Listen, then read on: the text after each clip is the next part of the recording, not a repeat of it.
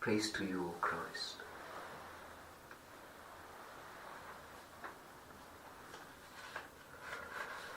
Let us spend some time with our readings, with the passage from the book of Nehemiah, chapter 2 from verse 1 to 8, and Luke's Gospel, chapter 9, 57 to 62.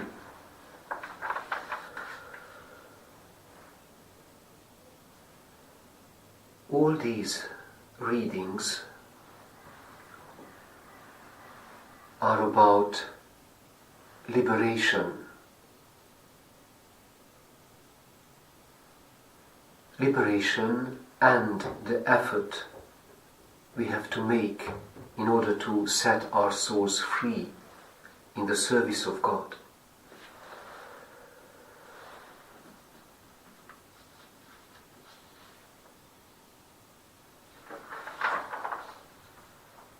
Our Gospel passage shows that this act of liberation is a hard work.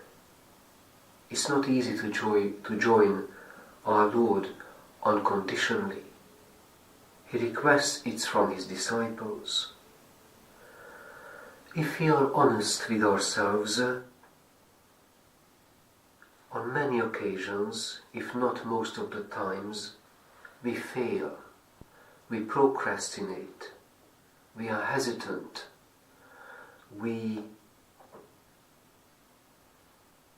always bear in mind a compromise just to remain with Jesus, but also remain with our own businesses.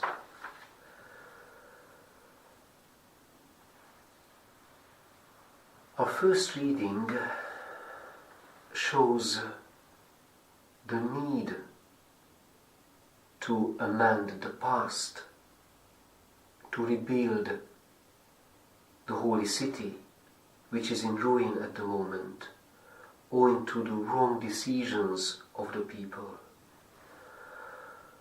So there's a desire in us for liberation, but it's a toiling work.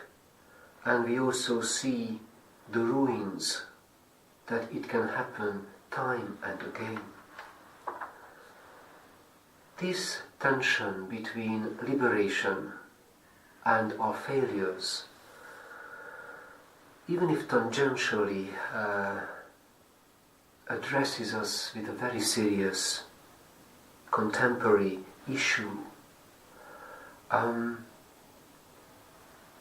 when does it happen, and how does it happen in person's life, in individual life, and in the life of communities, that we give up our guiding principles and instead we let something else in our life, which in the end can lead to ruins or betrayal of our values, even God and our Christian call?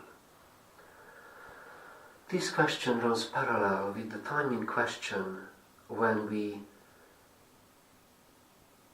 see our war-ridden world. That what is the point of emergence of wars?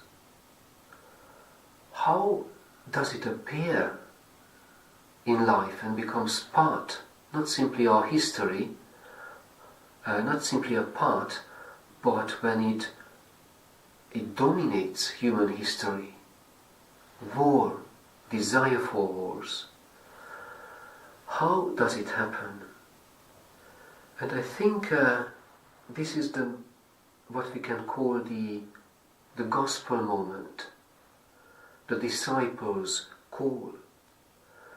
Because when one can decide fully to commit himself or herself to Christ, and the decision is successful, our mind is clear, our heart is fully focused, our life is offered to God. But when we make certain compromises, then this step by step, raindrop by raindrop, this flood resulting ruins will come and enter our life. And I hope it's not a too daring jump, but in this we can identify the nature of the cyberspace. Neil Postman said at the dawn of the internet era that the cyberspace is something when my consciousness goes to somewhere else. I'm no longer in a face-to-face encounter with someone. I'm no longer accountable. I'm no longer made accountable by the presence of the other, face-to-face.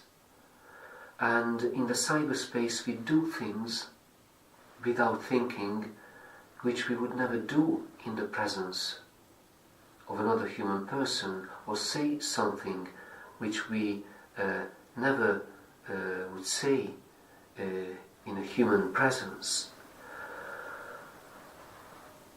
So when our consciousness, our heart, goes somewhere else and enters the cyberspace, then the balance becomes unbalanced, and desire for war, negativity, which produces the image of the enemy, slowly sinks in to our lives. So the cyberspace is not the product of our technological age. It was there from the moment of the first betrayal, when Adam and Eve betrayed God, when the people of Israel betrayed the covenant, or when we are making compromises with things which are not good.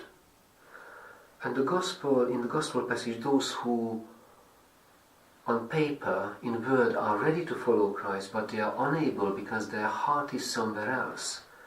It's a model, the nature of the cyberspace, which is the dominant air, oxygen, as it were, of our modern life.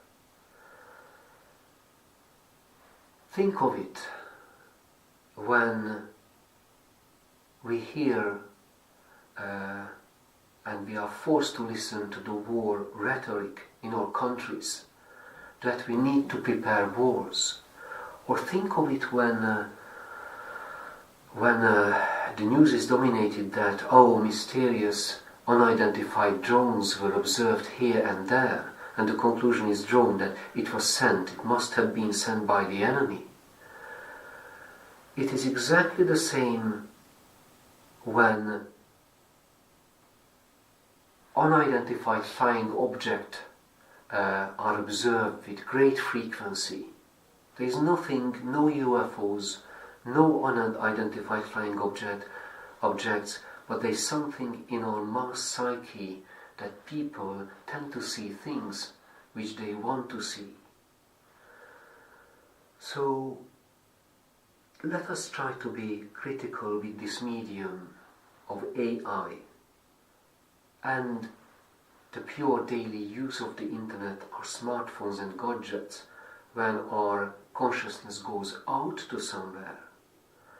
Because be assured, and this is what the Holy Eucharist teaches us, insinuates,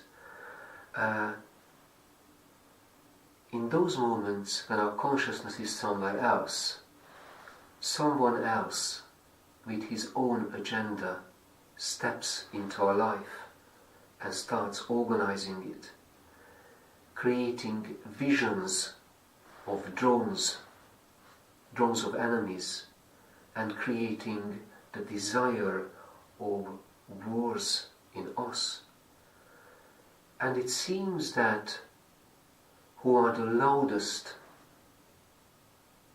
voices of the war propaganda, spreading this fear, are politicians, top politicians, the decision makers, it seems that their mind, their heart, their commitment has left their true center and is out somewhere else in an unfriendly, hostile medium with which they, and if we are not cautious, we ourselves will become one as they have already.